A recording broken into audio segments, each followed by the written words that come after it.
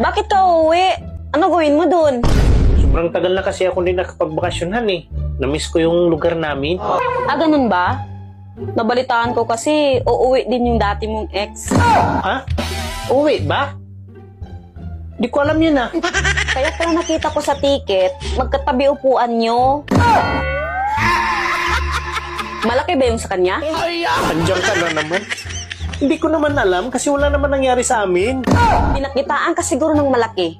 Kasi mahilig ka sa malaki. Alam mo, lagi kang tamang hinala eh. Bakit? Mas malaki ba yung sa kanya kaysa sa akin? Magsabi ka ng totoo. Kunti lang naman diferensya. Kita mo? Kung walang nangyari, bakit mo kabisado? Kaya ako alam kasi pinakita niya kasi sa akin.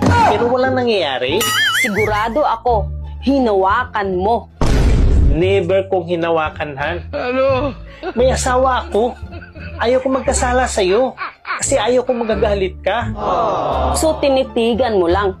Ganon. Hindi. Inamoy-amoy ko lang. Mahirap magkasala eh.